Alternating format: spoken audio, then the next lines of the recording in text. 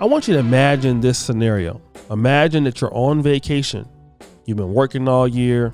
Actually, you're celebrating the new year. And this is your 40th country that you visited. You went to law school, a very good law school, University of Maryland to be exact. You're a professional. You're well respected amongst your peers. And you just happen to be on the wrong side of town. You said, you know what? Let me take a photo. Next thing you know, gunshots! Your life is over.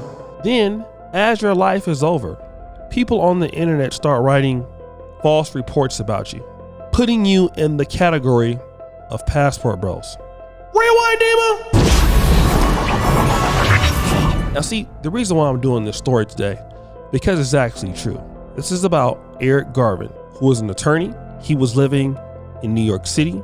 He worked in New York City. He went to a prestigious law school, University of Maryland School of Law. And of course, being a brother who's elite and has money and doing very well for himself, he's traveling. Traveling with who? Traveling with his friend. His dad was big time in the military. And unfortunately, he went to Santiago, Chile. But you know what? Stop the show. I'm actually going to play this news clip that will explain more of what I'm talking about. He worked to reduce crime in his own community here in New York City, but was then murdered while on vacation in another country. 38-year-old Eric Garvin, a lawyer from Staten Island, was in Chile when his passion for travel and photography came to a sudden and violent end. He was shot to death on the streets of Santiago. His father, devastated by the news, spoke exclusively with Eyewitness News reporter Mike Marza about the tragic loss. Mike? Sade, so heartbreaking. Eric Garvin went to Santiago with his best friend. The two stayed in separate parts of town, and when Garvin's friend couldn't find him, well, he went to the U.S. Embassy to report him missing, but instead, he was dead in a hospital morgue. Chilean authorities telling the family Garvin, who, as you mentioned, was an avid photographer and explorer, may have been wrongly targeted in a drug turf war. Eric Eugene Garvin visited over 40 countries, many with his older sister Naomi. There they are in Cuba. He made friends very quickly with our hosts and her extended family and even some of the neighbors on the block.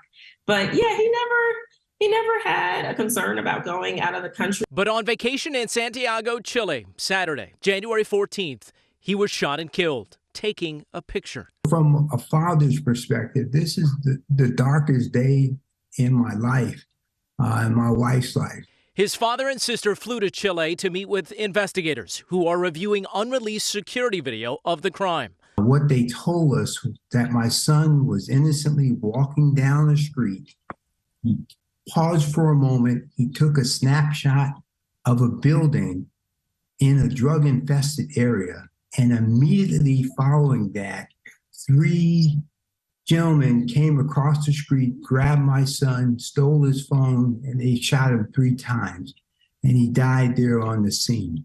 The 38-year-old attorney by trade graduated high school in Maryland and moved to Staten Island a decade ago. He lived a life of exploration and service, inspired by his dad, a former U.S. Air Force colonel. When he was going to law school at University of Maryland, he met a homeless guy by the name of Darnell. And Darnell had this growth growing on the side of his face, and he had no idea what that was. And my son said, hey, you need to go to the doctor to check that out, make certain it's okay. And what he ends up finding out was that was cancerous. And if it was left untreated, he was going to die. My son going to law school, he was using his advocacy for those who are often not paid too much attention to. Gene, as his family called him, also worked with former Mayor de Blasio's office on community initiatives to reduce gun violence in areas like Brownsville, Brooklyn. Oh, I want people to be more like him, right? I want people to make space for each other. I want them to be curious about meeting each other and about experiencing each other's cultures. His sister Naomi asked me to mention that Santiago is a beautiful place with beautiful people, and authorities there have been helpful in this investigation and are hopeful there will be some arrests soon. But violence that has plagued parts of Venezuela, Brazil, and Colombia now spilling into the streets of Santiago. In fact, homicides in that city have shot up 40% in the last 6 years. Currently, there is not a U.S. State Department travel warning to Chile. You see, this is a sad situation because this describes a young black man, 38 years old, as an attorney, been an attorney, a successful one for over 13 years. And this guy is being put in the same category of the passport bros. Now, let me just say this. There's nothing wrong with being a passport bro. But what I've been seeing on social media is that you guys want to put him in the same category as the passport bros, who are allegedly those in the sexual tourism. And you know what? Not every passport bro is a sex tourist, but in my honest opinion, this is not a passport bro. This is a black man who just vacations and he's living in the United States. The passport bros are guys who typically live outside of the United States. But what you want to do, some of you people are trying to say that this guy was out there in Santiago, Chile, basically sex touring or doing sexual tourism, and he ended up losing his life. When in all actuality, he happened to be in the wrong place at the wrong time and possibly got mistaken for something, and just some idiots killed him. And see, that's what I'm seeing here. I'm seeing an extreme hatred for black men who die, and black men, by the way, who were high performing black men like this, right? A black man who went to University of Maryland Law School. A black man, if you go to his LinkedIn, he has so many professional people vouching for him, all right? And then I come to the internet, and then I'm seeing people make fun of a situation of a guy who happened to get killed in Santiago, Chile. Again, this is a brother who was fighting for his community, or fighting for the community he was actually living in. He never talked down on black women, from what I understand. He was actually with a black woman. He was out there with his, I believe, his sister or best friend, as the article talks about. And yet here you have like just all of these people pretty much trying to bring this guy down because you just don't like passport bros, or you just don't like black men. Not every black man who is traveling is considered a passport bro. You just have black men who live overseas. You just have black men who are doing their thing. Black men who just happen to just be wanting to check something out and come back to New York City. Why does everybody have to be a passport bro? But the reason why you guys do that is because you hate black men.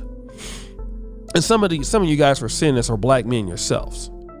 You know, it's the same people that, you know, when Kevin Samuels passed away, you celebrated that. Sinful the P passed away, you're celebrating that. Alan Roger Curry celebrates that dies, you celebrate that. Now you have a guy who's an attorney who wasn't even a YouTuber, and you have guys celebrating that. Guys who have achieved, in this case, one of the brothers, more than most of the critics talking about him, both male and female. All right, most of the people talking about him couldn't even get into University of Maryland main campus or undergraduate, let alone University of Maryland Law School. And the reality is that I keep seeing that, like any black man that travels overseas who probably don't even know what passport bros is you guys are throwing them in the see, that's what you black men get for going overseas. Like going overseas and taking a photo in the wrong neighborhood at the same time. Like if that happened to like a black woman and somebody responded in the way that you guys are responding, you would want that person deleted off of YouTube because it's sick.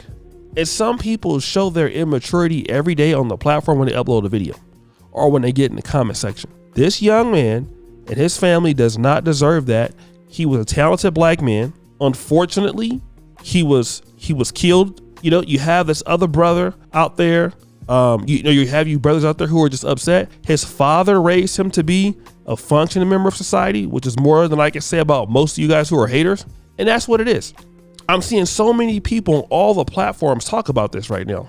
All on Instagram. I'm seeing women on Twitter, women on YouTube, like celebrating this guy's death. But why? What did he do to you? And it's sickening. Rest in peace to the brother. Guys, what do you think? It's your boy, O'Shea Duke Jackson, back at it again with another episode of The Celebrity Drunk. I appreciate you for all that you do. Subscribe, hit the bell. We're out.